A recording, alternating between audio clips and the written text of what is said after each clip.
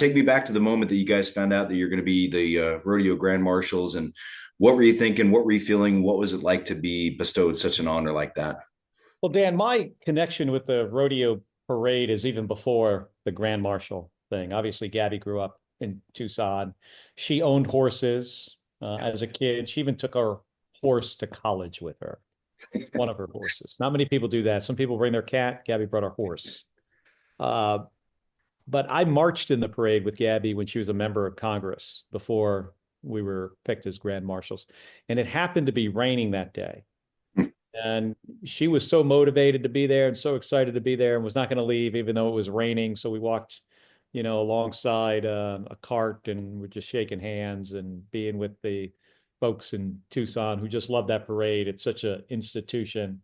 Yeah, So then in 2013, I think it was after Gabby was injured, they asked both of us to be grand marshals. It was a big deal. yeah, I love the city of Tucson. I've lived there now in the house I live in Tucson longer than I've lived in any house in my lifetime. yeah. But Gabby was excited to be there, and so was I. And I look forward to bringing my granddaughter to the rodeo. I don't know if my schedule is going to allow it this year. I hope it does, because she will definitely enjoy it. I took her to bull riding at the convention center about a Oh, year ago. PBR. Despite being 3 years old, she really loved it. That's my favorite event, the bull riding. But the Tucson rodeo is even, so much better than that. Yeah, it is for sure. And I've gone to a number of rodeos, in other cities and big cities, but Yeah, nothing's better than the Tucson rodeo just because it is kind of small and compact and you're up close. And yeah. it's not thousands and thousands of people or tens of thousands of people. And And Senator Kelly, when you think back on the list, I mean, we're celebrating 100 years this year, and you've got people like Jim Click, Bert Lopez, Coach Olson, just some of these past grand marshals. And when you think about that list, and you and Gabby are part of that list, I mean, what does that mean to you?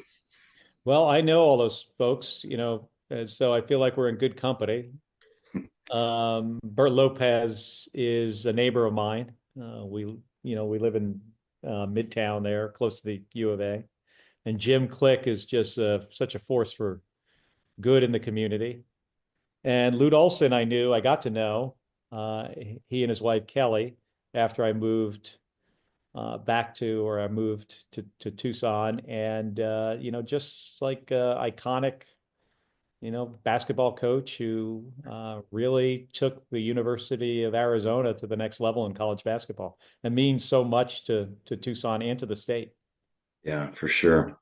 And then, uh, and then when you think about the Tucson Rodeo, 100 years, such a long tradition, full of our cultural heritage. What does the Tucson Rodeo Parade mean to you personally? Well, it's Tucson, right? It's kids get out of school for rodeo week, and we are as we're Western city with the heritage in the deep West.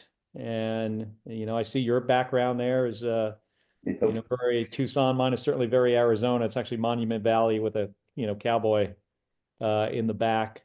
Um, but the rodeo does mean a lot for the community, and it contributes to the economy. Yeah, But more importantly than that, it brings people together. yeah, for sure. And then I remember the year that you and Gabby were on the float. I went over and took a selfie with you guys sitting in it. Take me back to that day when you guys are leading the parade and you just see the thousands of people lined up. What is it like to have that experience? Well, I like seeing parades or being in parades, but Gabby really loves a good parade, Yeah, and it is certainly I think the best in Tucson yeah, and most important to her, and then me now that I'm a grand marshal of the parade. But we both like to get out and do things in the community, whether it's the Tour de Tucson or the Tucson Rodeo or just stuff downtown. We live so close yeah. to downtown. Um, but we were both humbled and honored to be selected as grand marshals. But that was over a decade ago. Who's the Yeah. Grand Marshal this year? This year, it's actually the descendants of Leighton Kramer, the guy who came up with the idea for a rodeo and a parade. So I interviewed his three grandkids. I mean, they're all in their 50s and 60s now. So it's the descendants of Leighton Kramer, the guy who came Who up with the started the rodeo and whole came up thing? with the parade. Yeah. So it's very serendipitous when you think about 100 years ago. So it's been kind of neat. They had some old stuff from their grandfather that they brought over and they donated it to the Wagon Museum, and it's been pretty nice, man. It's we're excited. I can't wait for it. Yeah, I've got to Um, get out to the museum as well. oh man, Heard a lot of good things about it. you might know Chandler Warden. He does the Burt Martin Foundation. So Chandler's grandfather started a match company and was a philanthropist and a industrialist. And so Chandler Warden's donated some money to help fix up.